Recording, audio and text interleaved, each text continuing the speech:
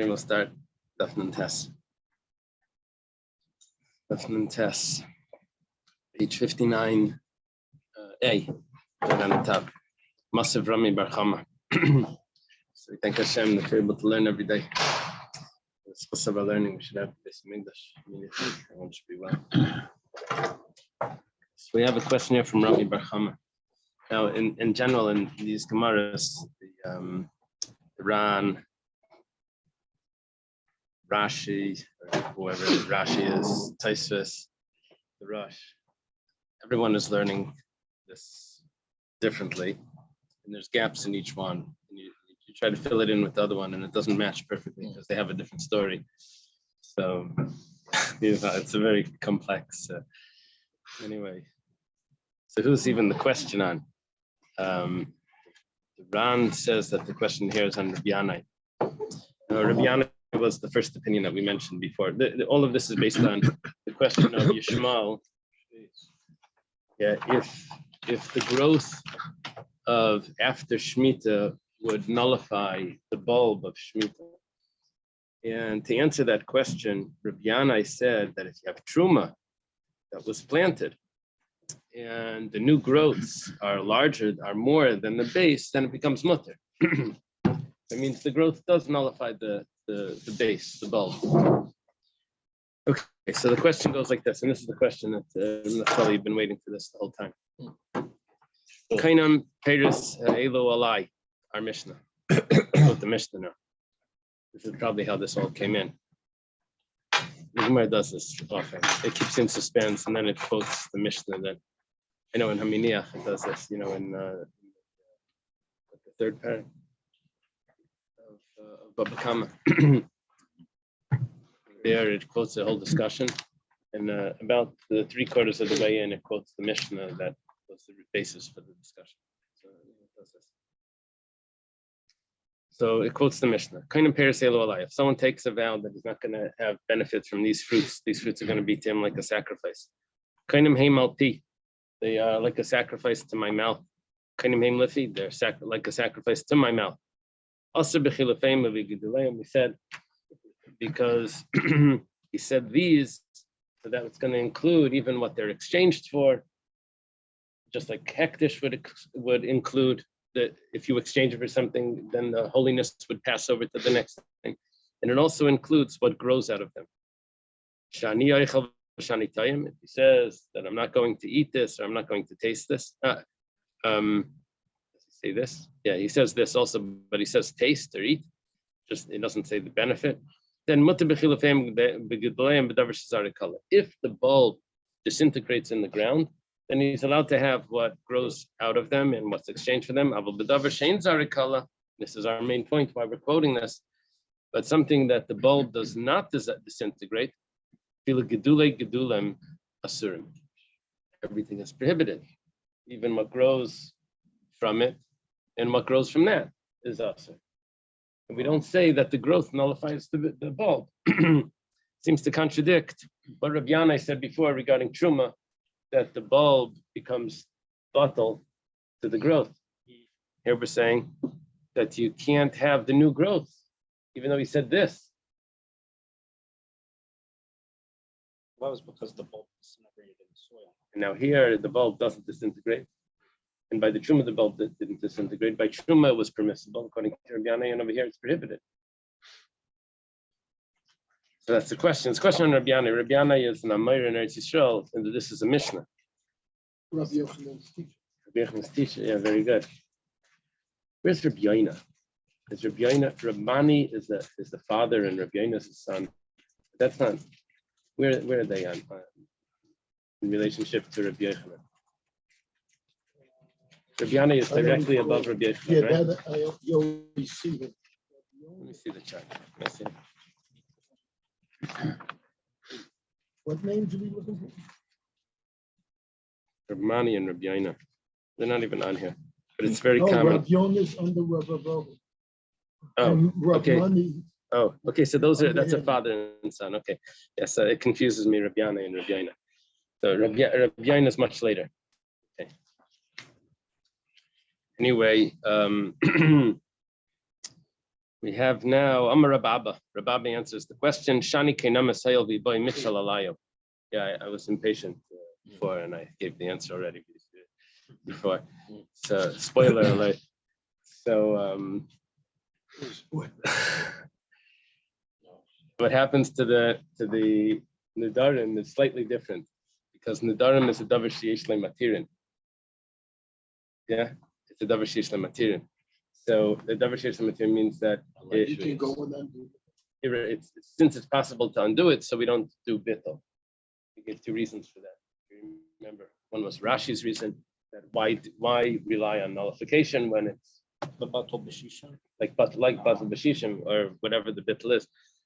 But why rely on any sort of bittul if it's going to be mutter anyway? That's where Rashi explained it, and the way the Ran explains it is that since min b'mina is never batul, the same type is never batul, and since the main thing when we look at types is it what is it? Is that from? Do we have this by the grafting? The same type of. Oh no, this is something else. That has to do with the prohibition of forbidden mixtures. Here we're saying that when we look at a nullification, 3 pieces of meat, or if we look at meat and potatoes, so that's it. The meat and the potatoes is a different type. When you take the meat out, the flavor of you can taste that there was meat in it.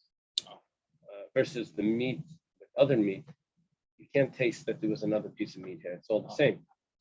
But nevertheless, we say halachically that one meat strengthens the other meat. And so therefore it never becomes nullified, it gets worse.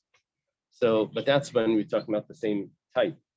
And so, but the Ran says is that if it's the same quality in prohibition, so for example, 2 things that are heter, one thing that's mutter, one thing that's going to be mutter, it's considered the same type and they don't nullify each other.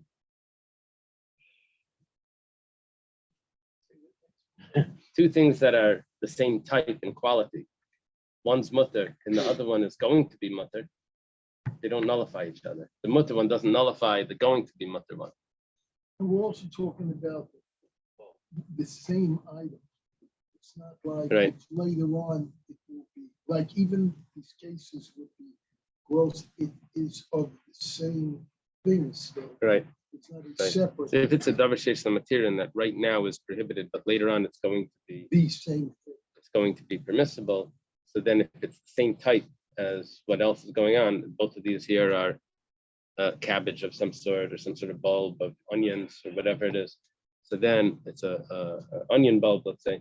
So then it won't be nullified. It will not be nullified because it's the same type. So Avli Kadav Sheyesh Matir vein batul b'roiv, and it's not batul b'roiv. Yeah, I'm not sure what it really means roiv. What is the Gra takes it out. It's nullified by a majority. Vein batul, according to the Gra. That was what important in what you said earlier. You made a point of saying batul period, not batul b'rov. Yeah. Which is really important here. Yeah. So if you take out the roiv, it's easier. The Tanan, as it was taught in the Mishnah. Oh no, I'm sorry. I skipped. I skipped. Bari Truma, but what about Truma? Oh, actually, the Baroiv that I just said is taken out. The Gra does the comment is not on this one. It's on the next line. That's what threw me off. But I have a little star over here. But the Baroiv. Anyway, okay, I'm not sure. Bari Truma di boy Mitchell Batli. But what about Truma? Truma, if someone separates Truma, he can also go to the Chacham, take off the statement that this is Truma. Says, I regret saying that. The Chacham would say mutalach, mutalach, mutalach, and it becomes not Truma. And nevertheless, we say that Truma is batal. Titanan. It's started in the Mishnah. So Truma but Truma is time bound, so if something is asur, you have to, what time passed. Yes, the Truma is the 2% that you have to give to the Kayan. Yeah. So actually, the Shemitah fruits never really become not Shemitah fruits. The land becomes not Shemitah. The fruits are Shemitah fruits. That's like Arla. The fruits of Arla don't become not Arla. The first 3 years don't become not Arla. So the land, the tree switches, but the. equals going to a chacham asking after truma. Why isn't it applied to another? We discussed the last 48 pages. Right. Right. So we said by the neder. Okay, so 1 second. 1 second. Hold on 1 second. Let's let me finish this and then we'll go back. Okay. So what does it say about truma? Truma tameya shenafel apachs mea chulin. If it falls into less than 100, truma becomes nullified 1 in 100. If it falls into less than 100, then tirkav, you have to let it rot. Now, what are we talking about? We're talking about chulin.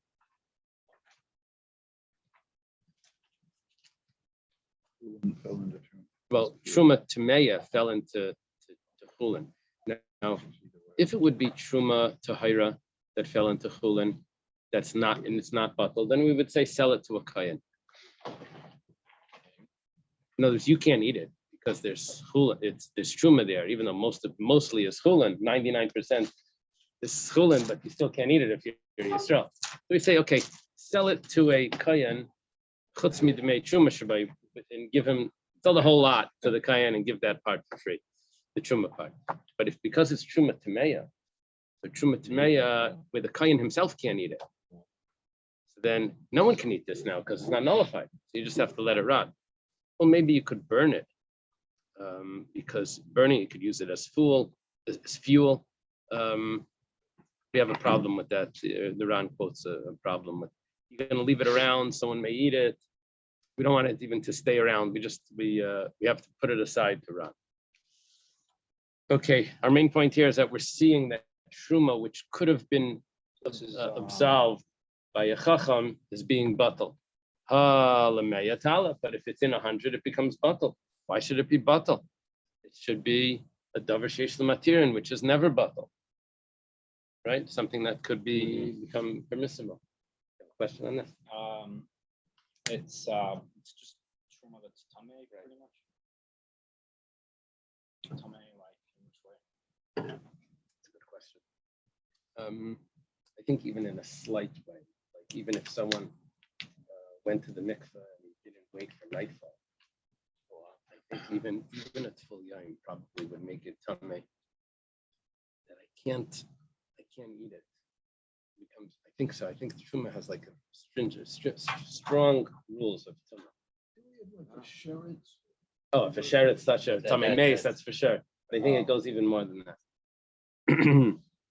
So Amri, the answer is like this: B'truma biad kayin askina d'lei matzi mitchala. It's too late. You gave it to the kayin already. It's a good answer. You gave it to the kayin. Now you can't go and you get it back.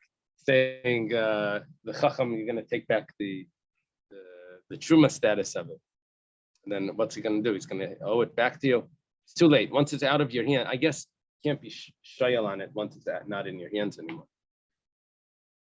Yeah, the commentaries don't really get discuss like, so what exactly is the changes in the mechanism of being shayal, of asking for a heter. But if that's the case, we have another problem. It says, if it's pure, then you can sell it to the kayan. Now, 1 second. You just told me that it was in the hands of the kayan. You gave it to the kayan. What are you telling me that it's? We're making a contrast here between truma tahira and truma tameya. So by truma tameya, you have to let it rot. Why do you have to let it rot?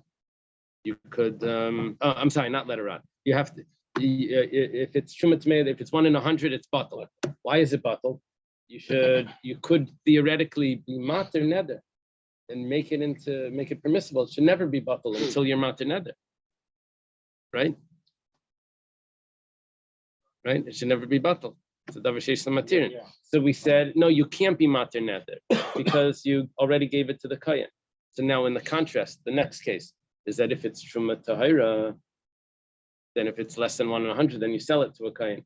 1 second, you told me that the whole case before was that it was already in the hands of a kayan, and that's why it wasn't a davar sheish l'matirin. But that wasn't sold. That was given as a truth. Right. And So here, one is- obviously, it's one by the is a- Yisrael. One is a mala b'kedusha, the other is just. I a understand. sale. I understand. The question is, when we have a contract, we have 2 cases here. We have a truma tameya, truma tahira. The case of truma tameya is talking about where we're asking the question only after the Kayan had received it. The case of the Truma Tahira, we're asking the question before the Kayan received it. So when we set up cases, we don't like when there's other variables that don't match. So we would like that one Mishnah should have Tameya, Tahira, and both of that, all other variables should be equal, right? So what's going on over here? It's obviously, what do you mean? You sell it to the Kayan? I thought the Kayan had it. We're talking about, the Kayan had it already. But the Kayan had given it over by inheritance to his grandson. That was a Yisrael. The Yisrael inherited his grandfather. That was a guy. His daughter, through his mother. So that's how we have a case where he can now sell it to a Kayan. It was already in the hands of the Kayan, but he can still sell it to a Kayan because right now it's in the hands of Yisrael. He couldn't eat it anyway. Yisrael can't eat it because it wasn't nullified, right? When you can or cannot? Cannot, right? And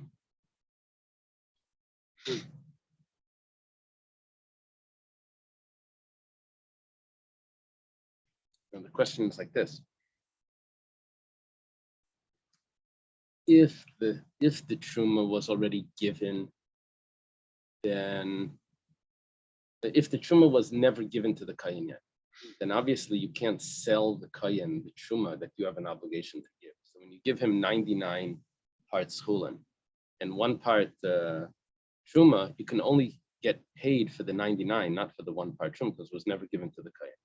But if the Kayan had already received the truma, and then the Kayan passed away and it gets bequeathed through his daughter to his grandson, then that truma is not being given to the Kayan. That's just regular property. Now the truth is the sale price is lower, right, because it doesn't have the same market, right? The same customer, the same amount of. So the truma is given to the coin. It's like the deal that it's no, now so it's still truma. Still truma, but you're allowed to sell it. It ends up in the hands of Yisrael through inheritance. You can now sell it. It was already given once. So why, if this is where we're holding right now, is that the truma was already in the hands of the Kayan, but it was bequeathed to the inherited by the grandson, and now it's going to a Kayan again. So we said, but it has to give it to the Kayan without, but it goes to the Kayan, sells it to a Kayan, but he can't sell that one. So that's the real truma that's in this. Everything else is just the mixture, right? The chulin. He can't sell it. Why can't he sell it? He should be able to sell that as well. It was already given. Rather, we switch the whole pshat over here regarding truma. Not that it was in the hands of the kayan, we change it. We say bishlam kainamais. When it comes to kainam means the nedarim. Mitzvah let shuli aleyan. It's a mitzvah to be matineder. Remember, Mishum de Rav Nassan, we had this earlier in the Masechta. Rav Nassan says, "Dam Rav Nassan kala neider kila banabama, mamakam kila makter Allah." I think it says carbon. Okay. Anyone that takes a vow, it's as if they built a private altar outside the temple, and if they don't annul the vow, they actually go and follow and keep it. So then it's as if they're bringing a sacrifice on it. Now the Ran explained back in, where was it, Daf Chav Beis or something, Daf Chav Beis, that said over there that someone may think that since the Torah really likes karbanas, so let me go and bring a carbon even outside the temple. So we tell him that no, that's a mistake. The Torah likes karbanas in the temple, not outside the temple. So similarly, someone may say like this: since the Torah makes so many things prohibited, so let me go make my own things prohibited. So we tell him no, that's a mistake. The Torah only made certain things prohibited, not other things. So he, in his logic, he thinks that he's doing something good. We tell him it's ki'ilu banabama. It's as if it looks good. It's really not good. It's similar to Gemara says halamed talmud sheina hagon kilu zarak evan lemarkulas. Right. Zarak evan lemarkulas is a the way they worshipped Mercury. They would have like some rocks, and then they would throw another rock at it, and that's the way they worshipped it.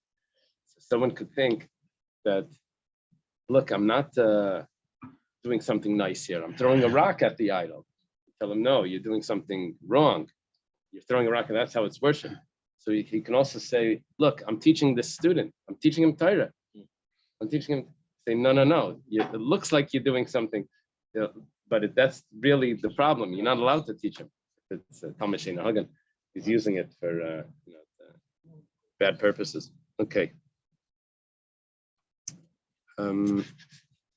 So Truma, my mitzvah l'shuli alav. But what mitzvah is there to ask a chacham to get rid of Truma? There's no mitzvah to do that. By a neder, it's a davar sheish lamatirin. But by Truma, we don't say it's a davar sheish lamatirin. Basically, what comes out like this is that just because I can get rid of it, I can get rid of the prohibition by an action, that doesn't make it that it's a davar sheish lamatirin. Getting rid of it by an action as a mitzvah to get rid of it with an action makes it a davar sheish lamatirin. Normally, a davar sheish lamatirin is automatically it becomes permissible. By time, after Yom Tov, the egg becomes permissible. But over here, it requires an action.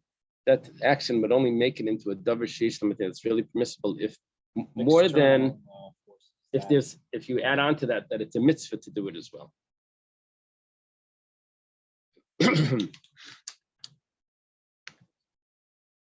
mentioned in Simon Kuf Beis. When you look back at Simon Kuf Beis, see in the Shach B'Taz, they say that it's a davar sheish lamatirin because of the mitzvah. Yeah, it really feels like this should have come on Kuf Beis. It says, well, we spent all this time talking about Nedarim, but they're not a good idea. Don't do them. And if you've made the mistake and done it, here's how you fix it. It's how you started the whole. Yeah, it feels like that could be page 1 and 2. Yeah, rule number 2, rule number 1. No. No, we refer to rule number 1. Funny way of organization. I don't have an answer for that. I struggle with that also. I had it. Yeah. I don't even know a Masechta that's not like that. Great organization. I don't think there's any Masechta that's organized that in a way that we would have organized it if we're giving a course and It's because men put together. So where this opinion ends up, I've lost track of Up whose to Gufa opinion right it now. is, whose opinion this is. Is this the Kakamim or a person?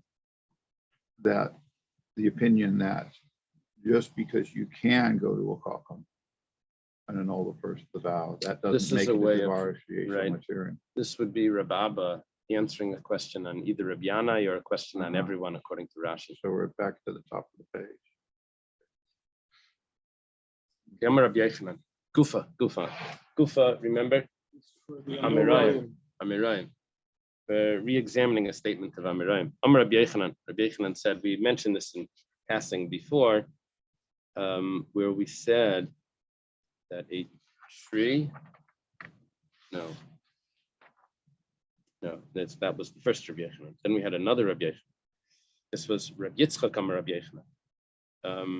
That if someone has a litra of onions, litra b'tzalim shetikna v'zara, misasheres lefikula. This is a tough piece. We had this yesterday. If someone has onions that was that Meiser was taken and it was given shetikna v'zara, and then you planted it, misasheres lefikula, you have to take Meiser now on the new growths, even on the original bulbs as well. Now, obviously, I think what I saw over here,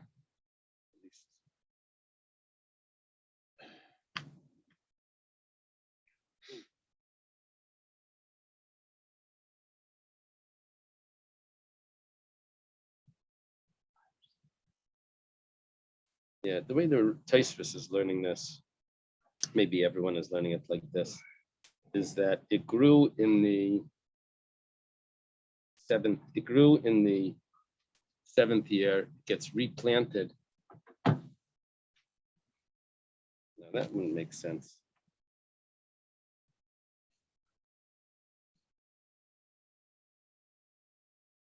case was this got uprooted. No. The case was,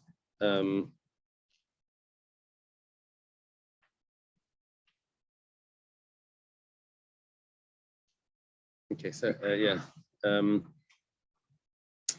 I have onions, even though I already took the micer off bulbs, but now when I plant it again, I have to take the micer off the bulbs and the new growth. Now, what it seems to tell me is that the old bulbs that are there are nullified to the new growth. That's what it seems. Right. And it becomes now high chayav again. So Yosef Rabba v'kamala shmaita. Rabba said over what he heard from Rabbi Yechanan. I don't know if Rabba ever heard from Rabbi Yechanan, but he said over what he was told in the name of Rabbi Yechanan. Probably. On the side it says maybe it's Rava, and that doesn't help. We don't really. I don't think we have a source of Rabba going to Israel. Reb Zeira went to Israel. I don't know if we have a Rabba going to Israel to hear from Rabbi Yechanan. Rabbi Yechanan didn't come to Bavel. Remember, that was the Gemara Chulin, where he wanted to see Shmuel. And then he asked someone, tell me what you studied today. And the child said, Shmuel Mace. They said, oh, I guess I'm not going to go to see Shmuel. It turned out that Shmuel was still alive, but they wanted to save him the effort. So, yeah. So anyway, whatever the case is, he heard it from, in the name of Rabbi Yechanan. Amalei Rav Chizda man sayas lachal Rabbi Yechanan Rabba. You see here, Imam calls him like as if Rabbi Yechanan is his teacher. Rav Chizda says, who's going to listen to you and to Rabbi Yechanan, your teacher? What happened to the permissibility? They used to be mutter. It means it used to be that you took meiser from them. Now, how could you take meiser on the whole thing? Where did it go? It says here litra. Litra is a, I just translate litra as a leader, but I don't know what it is. So, It's so much. the Ran, this interesting Ran here. He says,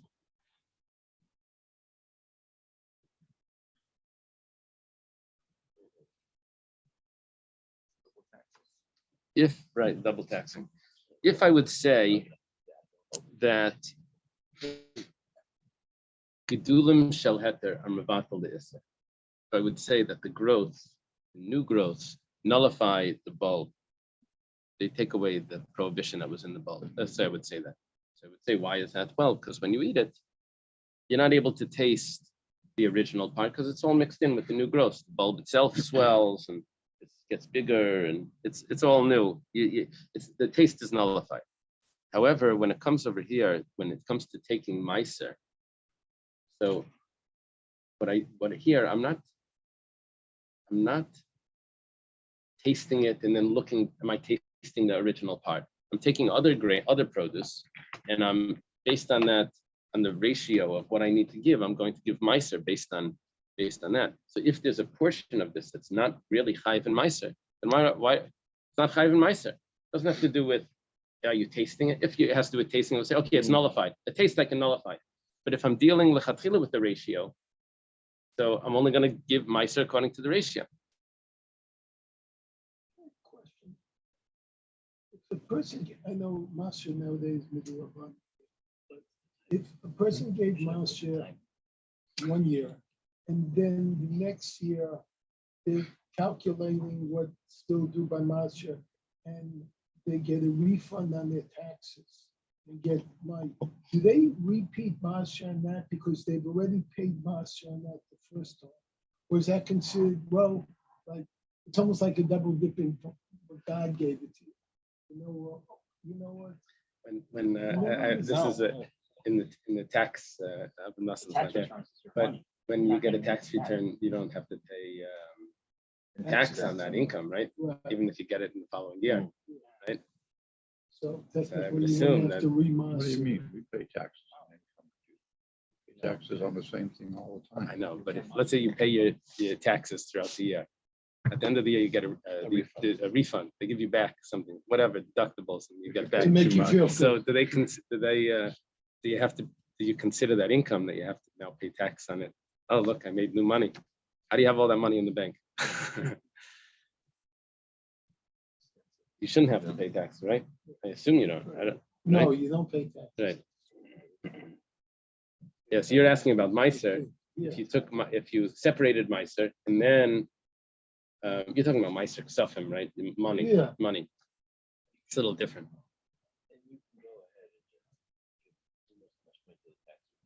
Yeah, withhold, and then withhold 100% of your And then income. get it and back. You get it back. It's an income. Yeah. So That's not right. what you're saying is that you would take Meiser, you would separate Meiser off your gross income or your net income. Obviously, that would be the difference. If it was net, then you never paid Masya. Right. Right. But If you take it off the gross, then you already took Meiser. If it was net, you have. Yeah. Let's not discuss this. This is too emotionally subject. Yeah. Okay. Yeah, we moved to Florida for a reason, right? Okay. Milay to Amarle. So now Rav Chisda was asking a question on Rabbah. Yeah. Rav Chisda was asking a question on Rabbah. Rabbah says that according to Rabbi Yochanan, you nullify the bulb, you nullify the base, and now everything is chayav. Everything is chayav in Meiser.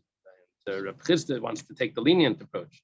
He says, where did the heter of those bulbs? So you already took Meiser. So Rabbah responds. He says, Amarle, Milay Tanan the Kava say, we have another source for this. Why are you asking me as if I created a problem here with quoting Rabbi Yochanan? There's a Mishnah. Bitzolim shiardu aleim geshamim.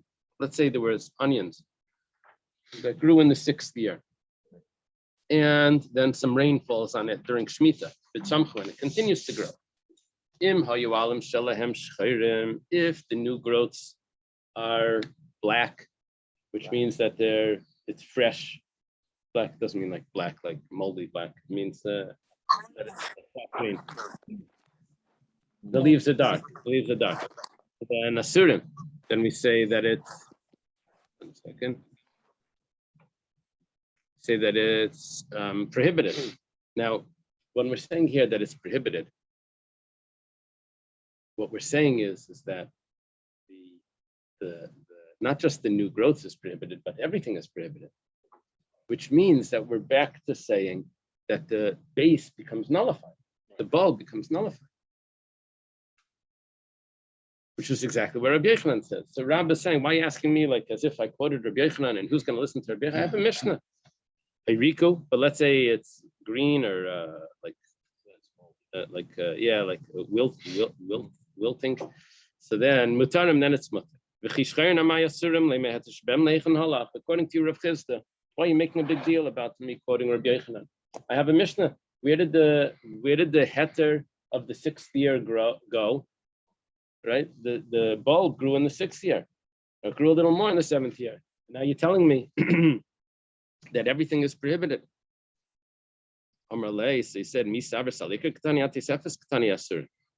you thought when it says asurim, it means on the base becomes asur, but grew in the 6th year? No. Asurim means that the new growth, those new leaves are asur.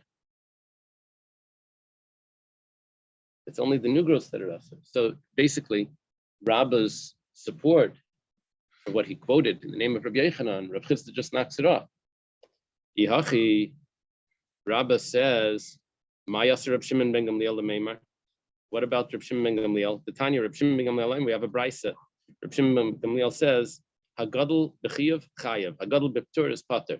Tanakama nami hachiyama. The Tanakama says the same thing as Reb Shimon ben Gamliel. If you want to tell me that the word aser, when it talks about those onions that grew a little more, you say that it doesn't really mean that the whole onion is aser. It just means part of the onion is aser, but the bulb is still mutter because it grew in the 6th year. Then why do you have Reb Shimon ben Gamliel coming to add in a brisa saying that what grew in the chiyav is chayav, what grew in the pater is pater? That's what the Tanakama says.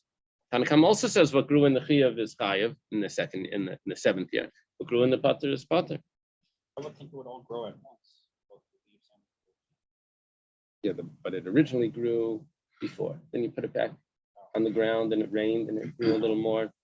So we're saying that the new growths are Aser because it's now the 7th year. It becomes Shemitah. Doesn't really mean Aser. But Aser is the term that we're saying that has to have the status of Shemitah. The Rosh has a problem with the way I just explained this Gemara, but it's too complicated. He says basically we're talking about a tree that's growing on the border of Eretz Yisrael, and then Hagadol B'Chiyav, what grew on the inside is this Chayav, what grew on the outside is Pater, and basically anyone that holds that you can have in one item, one produce, part of it is Chayav and part of it is Asa. That's only Reb Shimon ben Gamliel's opinion. And now here you're telling me the Tanna Kama also holds it, that I have a bulb that was Pater, that was exempt, and the growth that's Chayav, right? So that So it was okay that they had those grapefruits that from Bremen Street that landed on the swale. why was that? What was that? Because you told me it was public land, the swale, and I really wasn't allowed to have it. I said, no, it was on, Uh-huh. Where's your memory? Up in that. Where's our grape? You told me it was like 35 years ago. So the Gemara answers. I don't remember where we're holding now. This was Rabbah saying. Rabbah was asking a question on Rav Chisda that just uprooted, upslugged his question, right? So the response now is Kol Masnis and Reb Shimon ben Gamliel K'tanila. Actually, the way we'll learn is like this: everything is really Reb Shimon ben Gamliel. Bad kan leishamet leila Reb Shimon ben Gamliel b'lei katarach, aval heicha de katarach batel beruba. We create a new category here. We're saying usually we don't say that heter becomes batel and turns into isser. So we don't say that, except when you actually have to go out of your way to do something, then you can actually turn it into isser. So if you replant something and make it into, and then it grows new in the Shemitah or something like that, then you're actually creating a new isser, and that's why we'll say that it's going to be batel. Usually heter is never, but that's how the Ran, what he says over here. That's a pretty big loophole there. Yeah.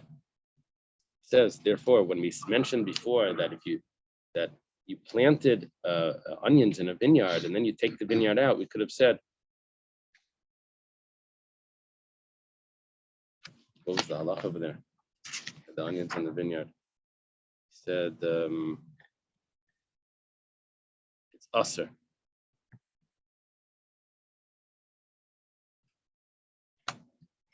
Aser.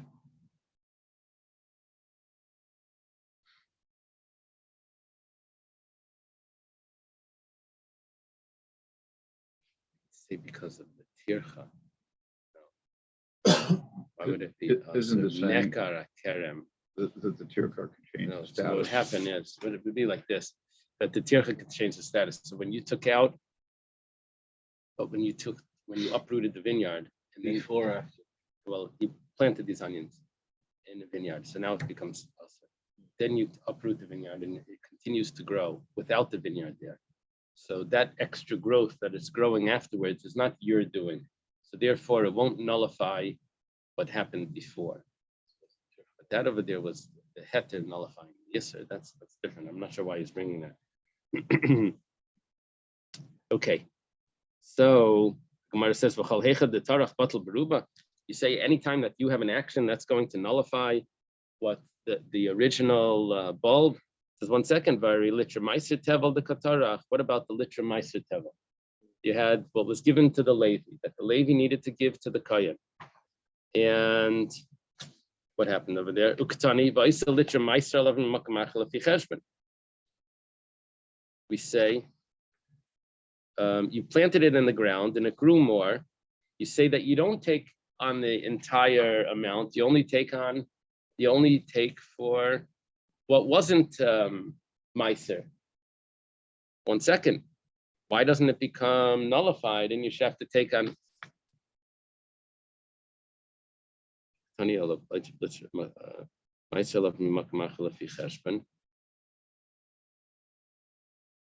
were different ways of learning this. Are we dealing with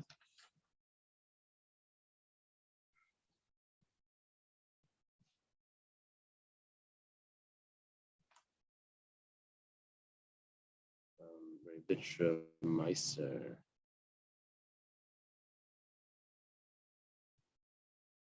Heter Shabbalei Batal. He's replanting it in Shemitah.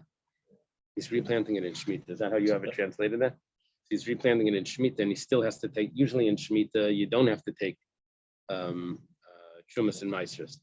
But over here, because he didn't finish taking the Truma off his Trumas Meiser off, so we like give him a knas from before. The Gemara says, Shani Gabi Meiser, Damakra Aser Taser, Betera Zari Inish, Yisrael Zari Inish. Because the pasuk says that you have to take Meiser, normally what a person plants is produce that was already fixed. So the Torah says that you take Meiser off the produce that's normally fixed. But if you didn't, and then we have the rules at which year you take the Meiser, which not. But if you planted something that wasn't fixed, then it doesn't work. And we'll say that you're chayev even on the previous year's produce if it wasn't finished, if you didn't take that Meiser. Ron has a question on this. Fixed, I mean that you didn't take Meiser on it the first time, and then you replanted it. Usually, you're supposed to take before you reinvest. Replant. Ron has a question on this. He says this whole pasuk that doesn't fit. We're only talking about davar shezari, she'ein zari kala. What's the original din of Meiser in the Torah? Talking about grain, right? That's the original din of Meiser. Here we're talking about onion bulbs. That's only all rabbinic. How can you tell me that the Torah is teaching me about onion bulbs based on what type of things you plant? He says it's just asmachta. Okay, let's finish. Let's try to finish the paragufa. Rab Chanina, Tirtam, Rab Yanai, Batal Shachuma Shnatlev, Rabbi Gedulan al Ikrei Mutter. If you plant truma, and then it grows, as you took the Kayan took his truma and planted it in the ground, you say that it's batal. And now it's not truma anymore. He got rid of the truma. This is laundering, right? Does this mean to say that the growths of heter are going to nullify the prohibition? We have a Mishnah that says the growths of truma are still truma. It says begeduli gedulin kamrinan. We're talking about that it's heter because it wasn't the original growths of truma. Talking about that he planted the growths of truma. 2 steps removed. And that's going to be mutter. It says Hanami Tanina, but that I know from another Mishnah. It says Geduli Gedulin Chulin. So I don't need Reb Chanina Tirta in the name of Reb Yanai to tell me what a Mishnah tells me. The Gemara says Hakamashman Afilu B'Davar Shein Zarikala. Coming to tell me, by Geduli Gedulin, I could have thought that we're talking about grain, that you planted it, but the seed disintegrates, and now this is something new, and then after 2 times, it would become nullified. Here we're talking about that even if it doesn't disintegrate, it still becomes nullified. But by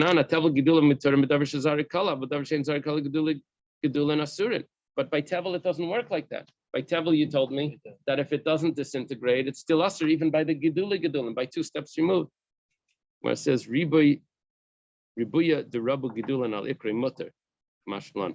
Over there it was talking about it didn't grow more than the base. But over here, where it grew more than the base, more than the bulb, then I have the roiv, then it's going to be mutter. I need 2 things. I need that it's the growth and also that it's the majority. Okay. Have a good Shabbos, everyone. We're caught up in it. You're an hour behind. Small pages.